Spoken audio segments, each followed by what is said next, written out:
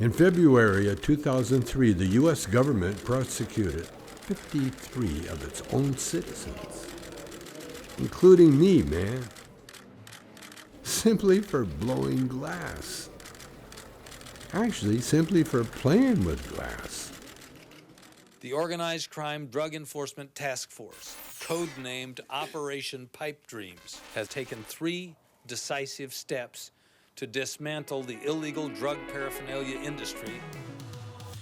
2 decades later, we will reignite the flame as we invite 12 elite glass blowers to the famed Dream Factory in the Arts District of Las Vegas to compete in Season 1 of Operation Pipe Dreamers.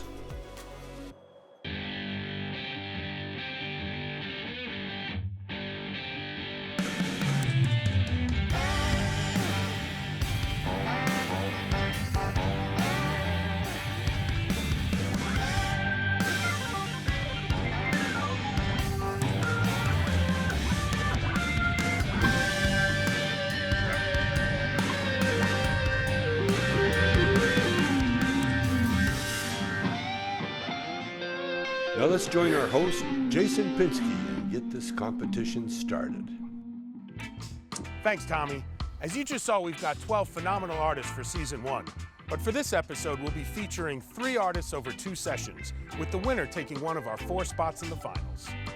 That first spot was secured by Eugene Goins from Evergreen, Colorado. He created a sidecar and dab rig that absolutely blew away our judges in the color episode. Let's check out the Chongbong brackets to find out who will join him in the finals. It's now time to meet our artists, who will be competing today inside the Dream Factory. And as always, they each brought a chillum that will be auctioned off at the end of the season. At table number 1 is Nico Cray. I'm Nico Cray. I've been blowing glass for 10 years. I made a snake chillum because I'm horrified of snakes. At table 2, it's Dina, aka Soulfire. My name's Dina Kalahar. I've been blowing glass for 22 years, and I made an unobtainium colored chillum because I love the name. It's unobtainable. It's a really difficult color to work. And at table number 3, Chris Campbell. I'm Chris Campbell. I've been blowing glass since '98. My chillum was inspired by Dan Kay and Hugh Salkind.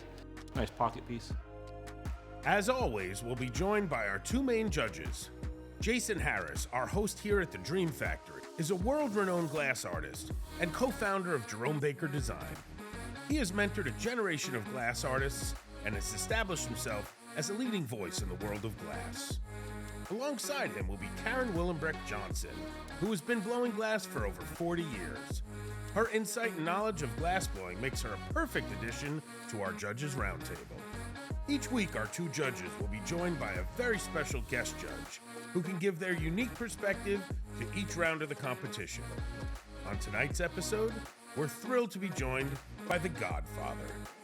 Charles Wright, also known as The Godfather, is a WWE Hall of Fame wrestler who retired in 2002. Since then, he has devoted his life to cannabis and the cannabis culture. Godfather, tell us what this week's theme is. Guys, I have been involved in sports all of my life, from basketball to football to eventually pro wrestling. So I have chosen for my theme, athletics. And what I want you guys is to put that flow and that beauty into your pieces and show me some athleticism. Season 1 of Operation Pipe Dreamers features 4 semis, each making up 2 sessions. Each artist will be tasked to blow a specific type of piece based on today's theme, athletics. Our judges will deliberate, and the artists' combined scores over the 2 rounds will determine today's winner and who moves on to the finals. The overall champion will take home 10 grand in cash and will hoist our prestigious champion's flame while donning a custom West Coast leather jacket by designer Maxwell Wald. But first, let's learn a little more about the piece they'll be blowing in Session 1 in a little segment we like to call Dream Piece Theater. Good evening. I'm Professor Blunston, and welcome to Dream Piece Theater, where today our artists will be banging out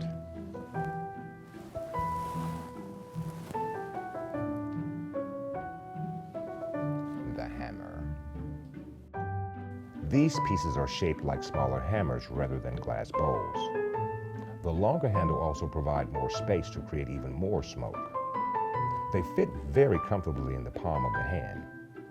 The longer side of the T also helps capture ash that would normally slip through the bowl. Let's go join our artists in session 1 as they bang out, the hammer. All right, guys, let's put 2 hours on the clock. Ladies and gentlemen, start your torches. What temperature must that flame get up to form the glass? Is there a certain temperature it has to get up to? Yeah, it's around 3,000 degrees Fahrenheit at the tip of the torch. And you guys maintain that the whole time?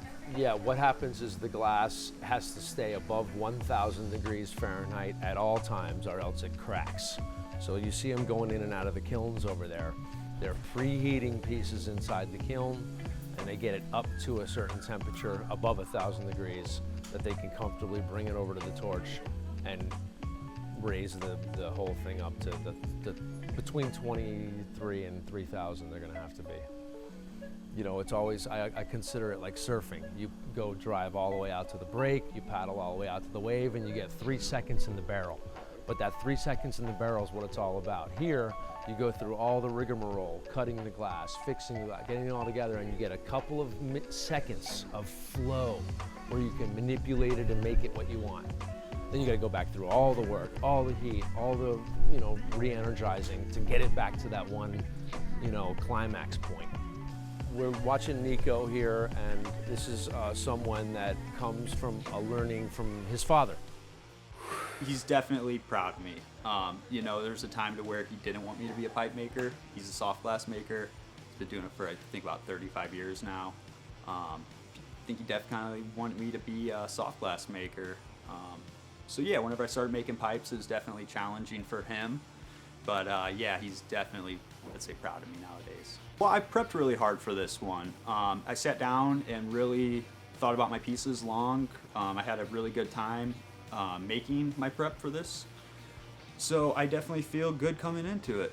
You know, it's a dream come true. I didn't ever really see a show like this ever even coming about. So it's crazy nowadays to, yeah, finally be happening, you know.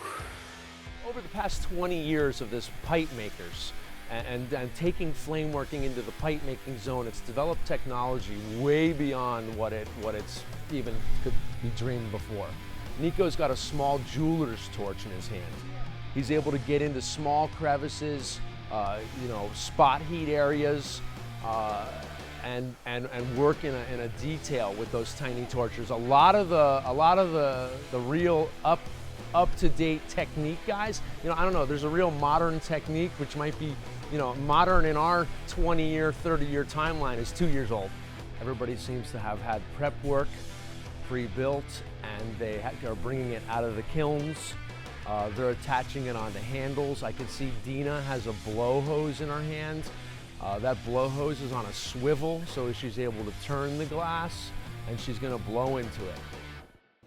Sports most definitely inspire my pieces. I've always enjoyed the athletic body and movement, and I think that it kind of speaks through my work.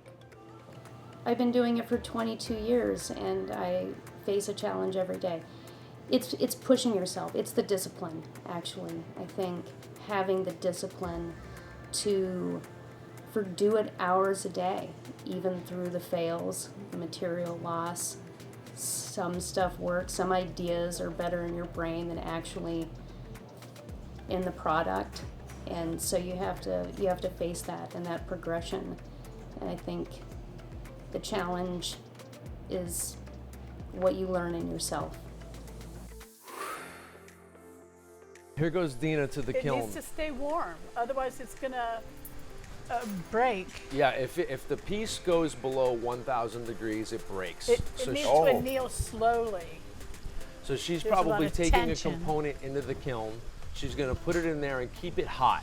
Meanwhile, work on something else. And as time goes through, she's gonna be connecting pieces together. Oh, so this is this piece is coming out right now. Yeah, so she's It's had that hot, in there yes. preheating. And you know, here with glass, you have to get the details right especially when you're connecting pieces. It's a process. If something doesn't happen correctly when you're doing it, 9 times out of 10, you're gonna wanna go through the process again and redo it so it is perfect. So I see Chris working in the small details. Chris is really good at you know, the detail in the pieces that I know, as both of the other ones are. When I first started, nobody wanted to teach anybody, so it was all very secretive. And so when someone developed a new technique, it was, you know, it's either you figure it out yourself or you know that person. Yeah, now everyone shares techniques openly. We're all, you know, just artists, and we want people to see what we do. It's a good thing, you know, and it's like all these other art forms that people get really good at, that it's highly skilled. And it takes a lot of time to master, and we're not just all a bunch of slackers smoking pot. So, I mean, there's a lot of that, but but there's definitely a lot of skill acquired, and you know, it definitely deserves some kind of respect. We're just getting started here at Operation Pipe Dreamers. Session 1 continues after the break.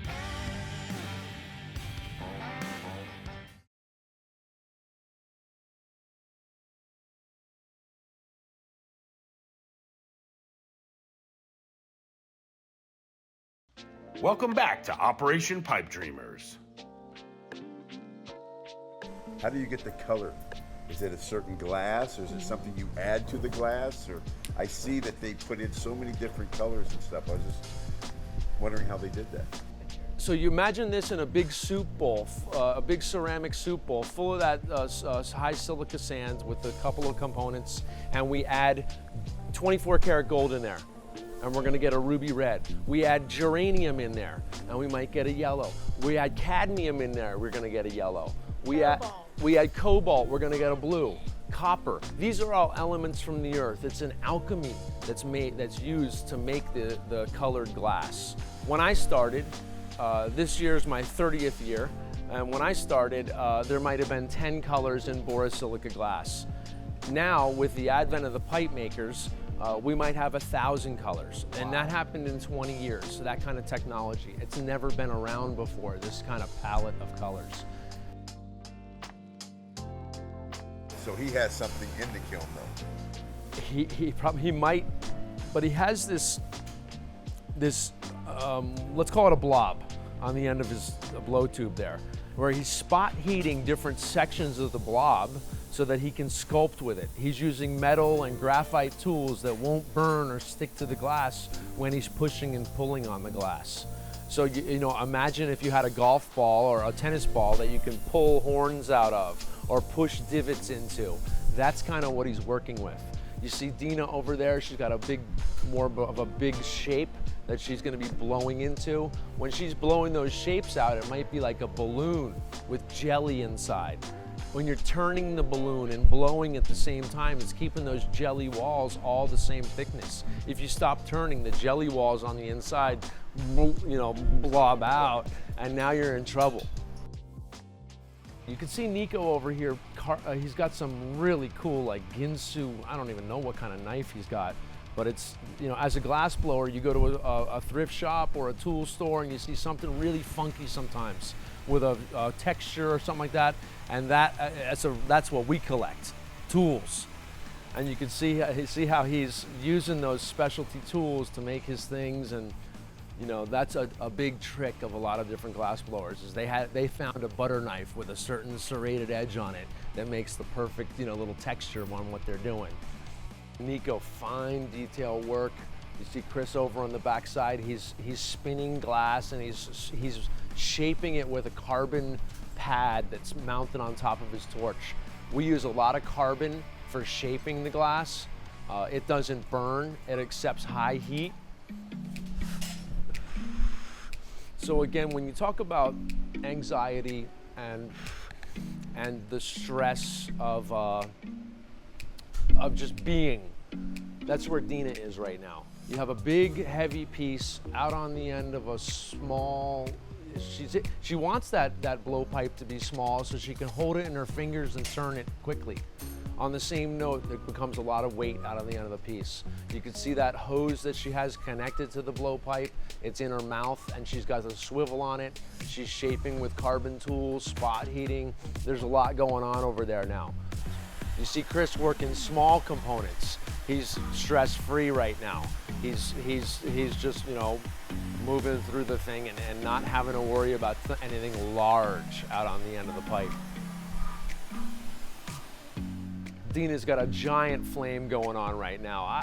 I like to look at the flame like a paintbrush. When you have a small, little, tiny, pointy flame, you're hitting those sharp lines. When you get the big, buffy flames, you can use the outsides of the brush. Well, that's where it's becoming athletic, right? Yes. It's become athletic now, and we're going to start seeing some of the flow and the beauty, and I can't wait to see what they do with that theme. You see Nico doing something really interesting here. He's picking up powdered glass with some special little tool. He's got a blowpipe in his, a blow hose in his mouth. He's applying color in a really unique way. Well, I definitely just tried to see what I can get away with the glass, about my different shapes, styles. It's definitely not how the glass wants to move typically. You know, it doesn't want to stay with a lot of curves and whatnot like that. So I like to see if I can or can't get away with it. You know, these guys are like professional athletes in their own right, you know? They absolutely are. You know, there's an endurance factor here. There's a positivity. You gotta be thinking positive thoughts in your head. The more you visualize the positive finished piece, the more chance you have.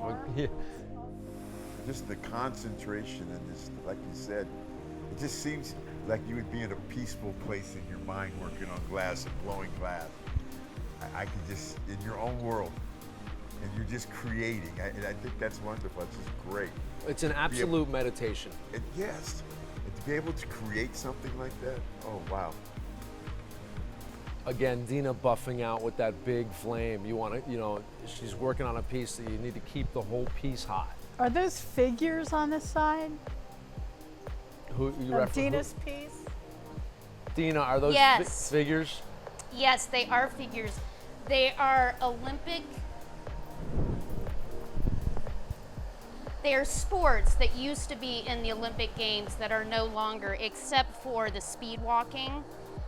So they used to do rope climbing in the Olympics, tug of war, live pigeon shooting. That'll be the last one to be put on. So I kind of went with an Olympic theme.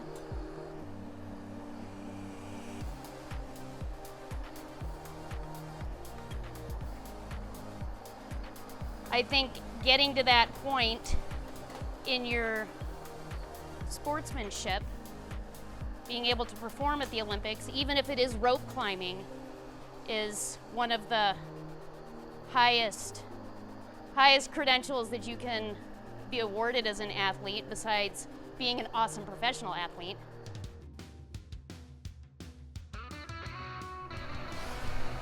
I love it. It's like we're all timing this perfectly.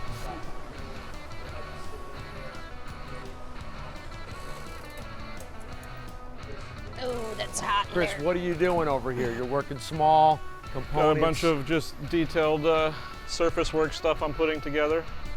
Surface work, tell me. Wrap and rake, it's gold that my friend mined out of a river.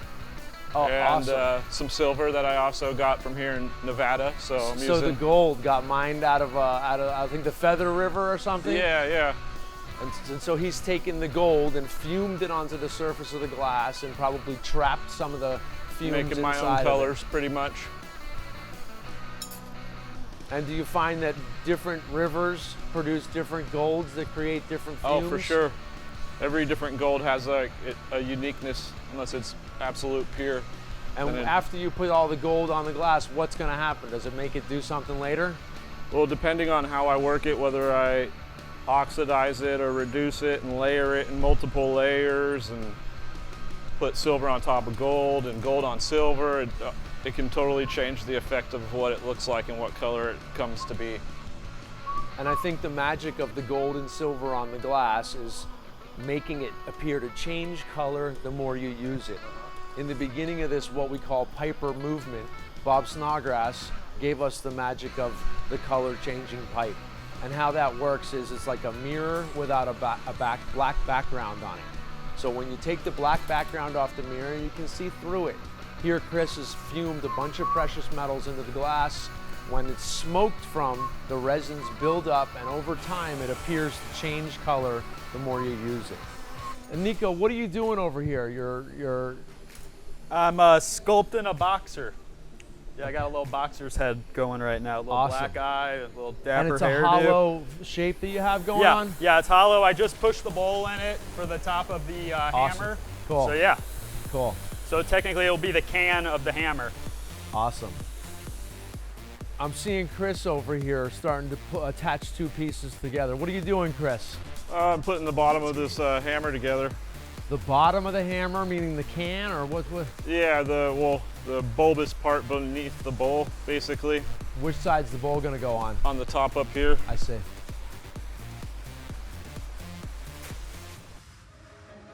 Okay, everybody, we're halfway through sesh 1, 60 minutes to go.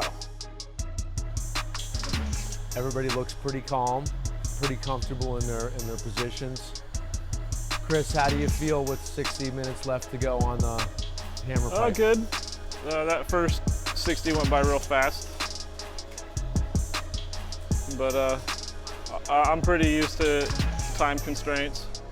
I feel that I'll be all right, get everything done. Dina, I see you're working on a much smaller flame now. What are you making? So I'm putting some handles on the opal marbles that I prepped out. I didn't know that I would get as much done as quickly as I did, so I brought a little extra bling if I had time, and I do.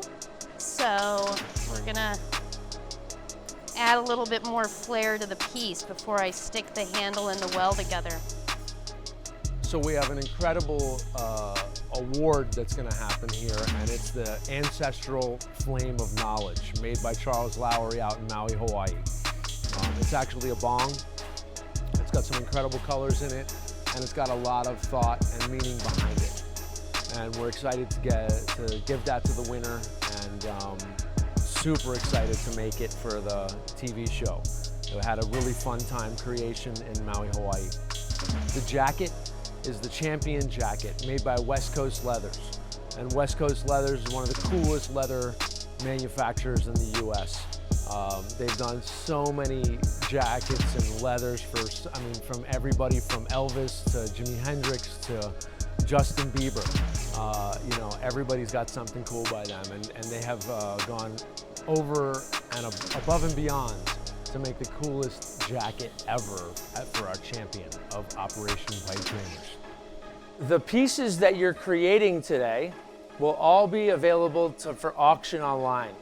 And when we sell the pieces, half the money goes to a scholarship program for Pilchuck Glass School. We will pick somebody that wouldn't have otherwise been able to go there to use this money and go there. The other half will be donated to a charity of your choice. We're at about 25 minutes left, and reality is this is when the climax starts to happen. It's about, like surfing again, we're dropping in now and we see the barrel pitching in front of us, and here we are coming down the line. If the wave closes out, we're doomed, okay? But if it lets us live, we're gonna have the ride of our life and never forget it. That's what each piece of glass, that's what the artist gets out of this thing. Nico, what are you about to do here? So I'm about to take it off. I'm about to finish it. I'm gonna take it off the handle, finish up the mouthpiece, and it will be the last move to make it a smokable pipe. So. Make sure you put on your finishing touches, and we're just about in the home stretch.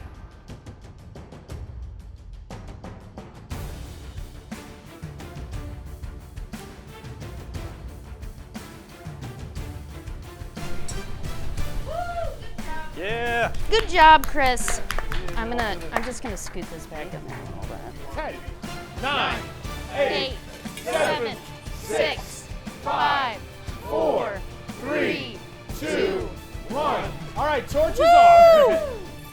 Woo!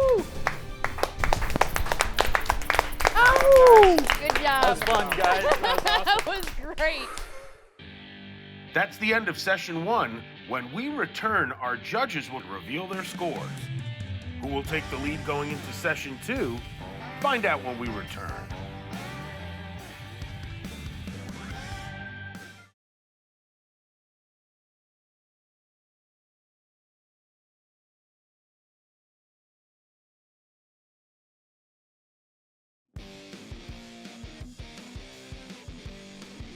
All right, so we got a great start to session 1 with the athletic-inspired hammer. Nico, you did a boxing-inspired piece? I did. It's called the Champ. I just thought it'd be a good piece, being a competition piece, kind of fighting for the top spot. Godfather, tell us, what do you think about Nico's boxing piece? I like the boxing gloves touching. Looks like the old Palooza boxer, you know, in the bubble gum. He hit the athletic theme wonderfully. I am going to give him a 9. Thank you. Thank you. What about you, Jason? Tell us your thoughts. I like the piece. A nice small hammer. The sculpting involved right in front of us was a high skill level, and it was fun to see him come front to back with that. You could have brought a little bit more prep with you. I do love what you do, and you're one of my favorite glass blowers. I've told you that in the past. Jason, thank you. And thank you so much. I love your piece. Thank you. Appreciate you, Jason. All right, Karen, tell us your thoughts. Well, I really like that Mika's personality came through on it. You really see it. It's witty, it's fun. I'm giving you a 9. Wow, thank you. Okay. Appreciate that, Karen. Great. Thank you. All right, Dina, show us your hammer. I wanted to do some of the more unusual events that have happened in the Olympics, like live pigeon shooting and speed walking and rope climbing and tug of war. Wow. She hit the athletic theme completely. I mean, the detail, the different from the pigeon shooting to the walkers to everything, just very detailed, very impressive that she got all that work in. And I was really taken by it. So I'm going to give you a 10. Whoa. Awesome. Yes. Awesome. Good job. Right All right, on. now representing JBD, Jason Harris. Dina, love your work. Loved watching you work. And you know, there was a lot of prep that you brought. I like what you did with it. I'm gonna give you the 8. I appreciate you, and I appreciate being able to watch you work. Blessed and honored for sure, Dina. Karen, tell us what you think. Dina, I think you came here to bring it. Okay? I think it is so thought out. Like, wow, that's fun. Ooh, that's fun. I mean, it really takes all that figuring out beforehand, and it's elaborate. I'm giving you a 10 too. Thank you. Thank you guys very Excellent much. work. Chris, let's go to you. Here's my sports-themed piece. It's got a little frog rock climbing on the mountains right here, little cliffside and some mountains in the background. Godfather, tell us what you think. Chris, like I said, that is, out of all the pieces up on the table right now, that would be the one that I would probably use to smoke out of. It's sturdy. I like to maybe see a little more detail in it, a little bit more things happening. I really didn't understand the frog part, but I did enjoy the piece. Great piece of work, but I'm going to give you an 8. All right, Jason. Right on, Chris. My main man, the maestro of the house here. Appreciate you coming to bat and bringing the heat like that. Nice piece, killer big burly piece. The little frogs, like we talked about, kind of didn't fit on there perfectly in terms of a big burly little frogs, but I love your work. One of my favorite artists in the whole wide world, and I'm gonna give you the fat 8, bro. Thank you so much, and it's super honored to be able to watch you guys communicate and work together today. So All of right you. on. All of you. All right, All of you. Karen. All of you. I feel that your fuming and your cane work is exquisite. I really, really love it. I didn't really think your frog worked as well as it maybe if it was more incorporated. But I don't feel that's your style, and it kind of showed. But I still love your work, and you still get a 9. Thank you guys, fantastic work.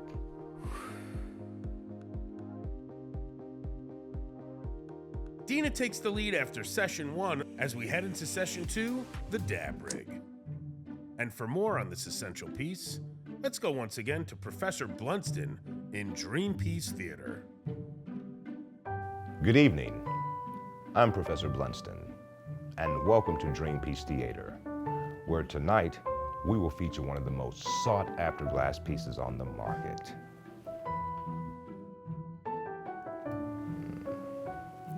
The dab rig.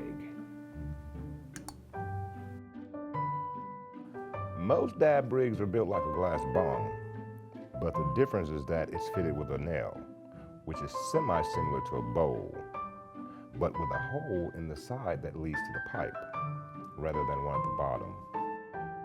On today's market, you can find several different variations of the dab rig, but the basic rig looks like a bong. Now let's go back to the Dream Factory and watch our artists concentrate on making the best dab rigs for their concentrates.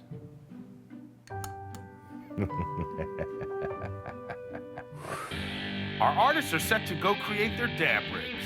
Session 2 when we come back.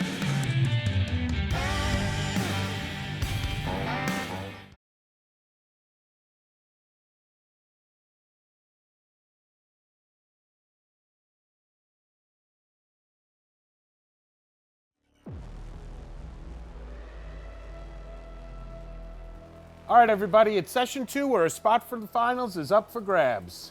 Let's get ready to do your athletic-inspired dab rig. You have 3 hours on the clock. Ladies and gentlemen, start your torches. So again, I'll tell you, the guys are using their flames like a paintbrush. The wider and big and buffier the flame, the wider the paintbrush, the wider the heat they're buffing on there. Those little sharp pinner flames they're doing detailed work with. You can see the flames going up and down and accelerating, decelerating. They're doing that through a series of knobs on the back of the torch. The torches are run by oxygen and propane. It's creating combustion at the tip of the torch. So they're able to control the combustion, turn it up and down, get wide, get pinner with it. It all makes a big difference on the work that they're making. How's it going over there, Chris? You look like you got some white going on. What is that white? It's white. It's a white ball I'm gonna make a golf ball out of. Excellent. So I took, I can't wait to see how you make the divots. Yeah, I'll be there in just a minute. Texture is a lot of fun in the glass. They might use a fork and stab the glass over and over to create little divots. They might roll it over some sort of nails to create holes. Wow, Dina has pulled out a massive base in this out of the kiln, and we have major liftoff happening down here. Houston, we're clear for takeoff. And freestyle is taking maybe a technique and exploring your own path with that, and maybe taking an approach of what hasn't been seen before. The techniques are one thing, but how do you use that technique is something entirely different. I can see Nico over here with the blow hose in his mouth, and he's got the swivel on the end of his tube, which allows a free-flowing movement. He's spot heating again and carving and shaping with that tool he has. I'd imagine it's a brass tool. Could take some heat. It's got some shape to it, so he uses the corners, he uses the flat side of it.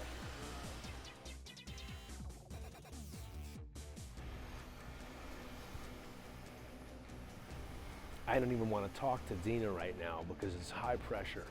It's kind of like saying, hopefully the 7 won't come up at the craps table. We just don't do that. Also, I want you to pay attention to something, is that Dina's working without a blow hose. So the way she's working underhand with the right hand allows her to swing it to her mouth. Overhand, it takes another move to get that thing up into her mouth to blow.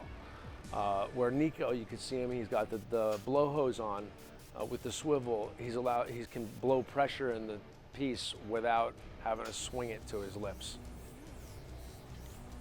She probably wants to do that, number one, because so she can get that nice symmetric feel that she's looking for right now. Coming to the kiln. Whoop. Back in. Back into the kiln. You can see Boy, she's so got she to didn't- use all her hands. She's dumping the Kevlar on the ground and getting the piece in there carefully. But she didn't fluff torch the big part of it. She didn't fluff torch the big part of it. There, she's going to count on She the didn't kiln. need to, okay, to even it out. We don't know. We'll see. We don't know. We'll see. I know, I didn't, did I? It's cool. I I know, I'm like, ooh. It's probably brilliant. That panic took me there. It looks gorgeous. Follow your heart. Thank you. That's what I always Thank say, you. follow your heart. Just gonna let it hang out there for a minute. It is. That's a good move. Yeah. Nico, you're working on the legs here? I'm still working on the body, yeah. That's where the body will connect to the leg right there? Yeah. I'm just actually dropping a downstem right now. Okay. I'm gonna plug up a joint here in just a second. Dropping a downstem. Uh-huh. Tell me more. So I like to just kind of put my downstems in before I do a joint. Like, I guess technically I could do them all at once, but this way I know exactly where my downstem is gonna sit. I can kind of manipulate where exactly it's gonna land.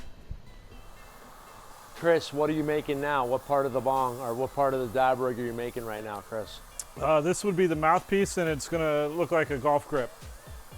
Like a golf club? A club grip, like the end where your hand goes. A handle. Oh, cool. Yeah, the handle.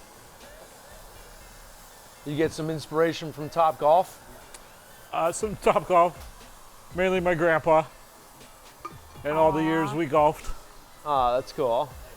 He's no longer with me, and he's really a part of the reason why I'm here and doing this is because he was one of the people that was actually into the art of what I was doing, and you know, most of my family was not. They thought it was, you know, it's been.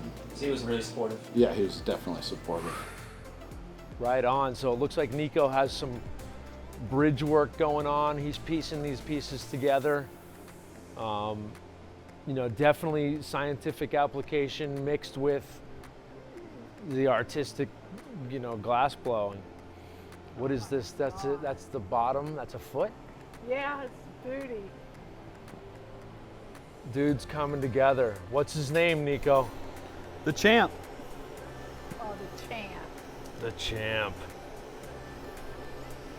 And it'll stand on its own two legs, huh? Is he gonna stand on his own two That's legs? the plan. Yeah, hopefully. Yep. So he's gonna have to have a real good center of gravity thought out here already. You can see in his left hand, he's got that blow tube set up, and he's on a perfect axis down into the groin of the champ. When he does these seals right here, the seals have to become one. It's kind of like a balloon with jelly inside. When you're blowing inside the balloon and turning, the jelly's sticking to the sides of the balloon, making an even wall thickness. And he's got to do that on each seal so it doesn't fall apart later. It's all got to be one. Things are heating up here at the Dream Factory. The conclusion of session 2 when we return.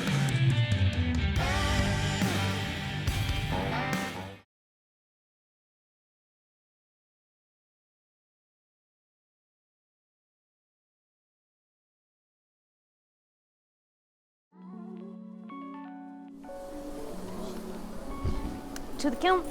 Looks amazing, dude. Nice climb. Nice climb. I didn't know I was doing that either. On the spot climb. That's how I started, was walking with my grandpa. Yeah, that's fetching awesome. his balls. That's awesome. And then I found glass when I got hit by that semi. I'm sorry, what? I got hit by a semi on my way to go snowboarding. And then, Oh my yeah, that's Lord. how I found glass. Wow. Wow. That's what enabled me to buy the stuff I needed. because I had What seen. happened to you? Well, I was on my way snowboarding, and Crater Lake preseason, and I was in the turn lane, and then got hit by a semi on my left-hand side with his right side, sent me flying into the trees, and I was the first one to get out of the car because the car was like bent in half. Thank God it was an Audi, or we'd all be dead. And yeah, I used that money for that insurance to buy all the stuff I need to start blowing glass. Because I had seen that year before Bob at the country fair, or not country fair, but barter fair in Rouge with Hugh and Dan. And yeah, I just got the idea of, well, I guess I could sit down a lot, you know, or be, you know, still, so I didn't have to skateboard and snowboard, because that wasn't going to happen with my knee all messed up. So it was the perfect hobby to get into, really, for me. And my mom was down with it, so. What's your mom think of it now? Oh, she loves it. She's always been into me blowing glass. She's been very supportive too, actually. Her and my grandpa, they were the ones that really helped me keep going with it. Nico, what were you Yeah. doing? Why are you putting the piece in the kiln right now? I'm letting it heat back up. It's got to reach 1050 since I wasn't keeping it hot like I do most of the time. I kind of just wanted to work on just the feet without having to stress about everything else staying hot right then. So in order to do that, I have to throw it back in the kiln. Do you worry about putting the rest of the cold part of the piece into Oh, that absolutely, crazy hot every time. kiln? Yeah, How do you every time. avoid catastrophe when you're doing that in the kiln? I try to be real slow and gentle with it. You know, I try to not to just throw it in there and walk away. I try to let it bring up to temp without touching the bottom of the kiln.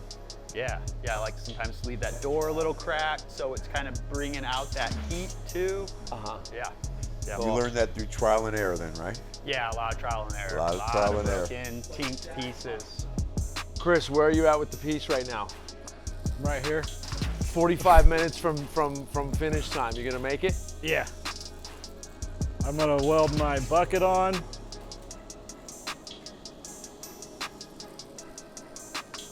And then, are you gonna use a bridge when you weld your bucket? Maybe, we'll see how it goes. Oh, you're Sometimes I just don't. going by the seat of your pants on it. What do you mean see how it goes? You're gonna see if it fits right and everything goes smooth, or are you gonna? Yeah, sometimes I can get away without using a bridge. If it goes together easily on the connection. That is a lot heavier than I thought that was going to end up. She's laying it on that carbon or the carbon pad, the Kevlar pad she's got. It's resistant to heat, so she can lay it there for a second. It's not going to shock the glass with the metal. Last Come to step. the kiln. Glory bound. Bravo, bravo, bravo. You done? Yeah. Wow. Congratulations. Good job. Thank you. Beautiful. Thank you. No, you're good. Thanks. What are you doing, Chris? Attaching my golf club handle to my ball, and then it's a recycler, a Klein. There's the fitting there, and all the Klein function. It's got a 10-hole perk. What are you trying to do? Blow a hole out? Yeah, but I want to make sure it's already close to the size, so I don't have to sit there and ream it a bunch.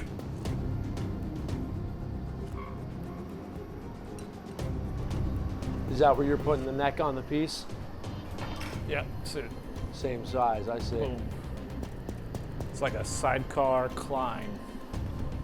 Sidecar Next golf kiln. club Klein. Sidecar golf club Klein 10-hole perk. I can say there's probably not one of these in existence. But there, I am done once I pull this off. 18 minutes left. There's $10,000 on the line, guys. Everybody knows if you win your heat, you're gonna move on to the finals, and we're gonna really go for broke. this time in the game, any little glass hitting the ground makes everybody get on edge. Nico, what are you looking at in there? I'm just getting my piece set up in here. I'm trying not to let it touch the bottom of the kiln. Just with Why? Just with it being this far into it, there's definite possibilities of that kiln brick just being so hot compared to my piece that it could just set off a crack pretty much at any moment. I love the fact that you know that. Yeah. I love the fact that you know that. That kiln floor has always been an issue, man. Especially with thick pieces.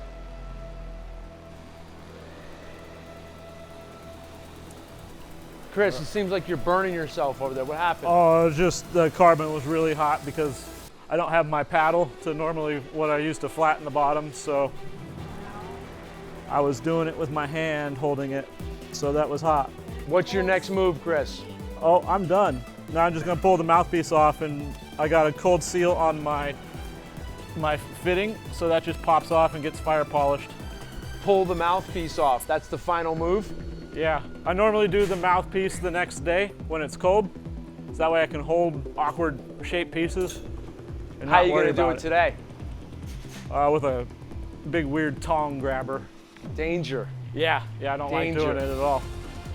That's why I do them cold. Maybe Dina will stand by and spot you. I will absolutely stand by. Anything you need.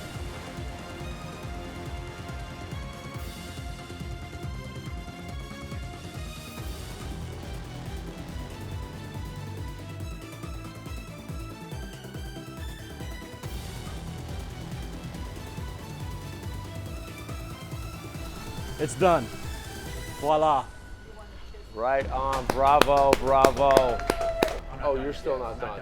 Holy shit, we got 6 minutes left and Nico Cray is not fucking done. This is Cray. And Nico's watching the kiln. He's probably watching for the thing to heat up, so he guarantees success here. This is the point where when he takes it out of the kiln, yeah, it could crack. He's gonna deal with tongs too now. So he still has to make his mouthpiece. Yeah, but again, this is something that they probably do next day at home. In their home shop, it's a lot more comfortable of an environment. He can work with a success rate much higher than on somebody else's turf. He's getting the piece out of the kiln now. It's all hopefully at one temperature. It's got a nice soak to it. Because we're on the timeline, you really, you have to understand the heat and how it's affecting the glass right now. On the same time, those tongs mean a lot right now. It's gonna sing a little bit to him. It's the champ talking. That's the champ's voice right there.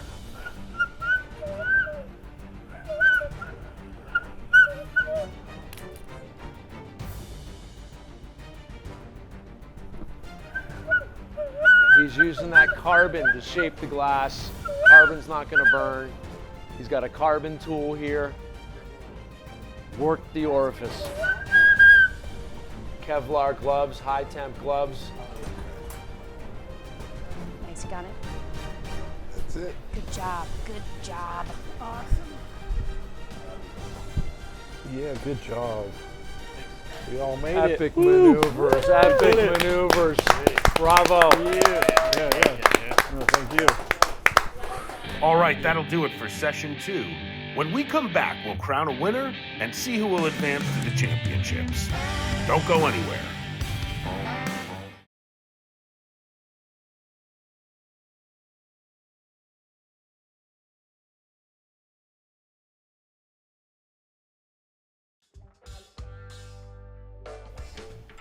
All right, we're coming back from the end of session 2 with the athletic-inspired dab rig.